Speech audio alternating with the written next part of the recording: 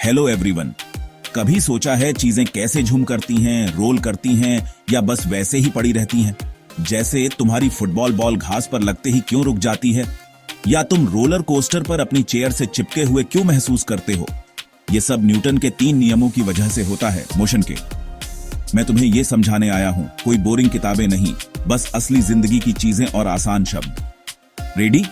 चलो शुरू करते हैं। सबसे पहले न्यूटन का पहला नियम, जड़ता का नियम। मान लो तुम्हारी टेबल पर एक किताब है, वो वहीं रहेगी जब तक तुम उसे धक्का नहीं देते, है ना? यही जड़ता है। जड़ता मतलब चीजों की जिद, वो वही करते रहना चाहती हैं जो वो कर रही होती है। तो एक फुटबॉल बॉल जो रुकी हुई है, वो तब तक रुकी रहेगी जब तक तुम उसे किक नहीं करते, और अगर तुम उस बॉल को रोल करोगे तो वो चलती रहेगी जब तक घास या दीवार से रगड़ उसे रोक न दे। जड़ता का मतलब है चीजें तब तक नहीं बदलती जब तक कोई उन्हें बदलने के लिए मजबूर न करे। अब न्यूटन का दूसरा नियम। यह नियम बताता है कि चीजें कैसे चलती हैं। इसका जादुई फार्मूला है बल बराबर द्रव्यमान गुणा त्वरण, या F बराबर ma। एक शॉपिंग कार्ट को धक्का देने के बारे में सोचो। अगर वो खाली है तो थोड़े से धक्के से आगे बढ़ जाती है, लेकिन अगर उसमें सामान भर दो तो अचानक तुम्हें ज्यादा जोर लगाना पड़ेगा। जितनी भारी चीज, उसे हिलाने के लिए या उसकी स्पीड बढ़ाने के लिए उतना ही ज्यादा बल चाहिए, और अगर तुम जोर से धक्का दोगे तो वो तेज चलेगी।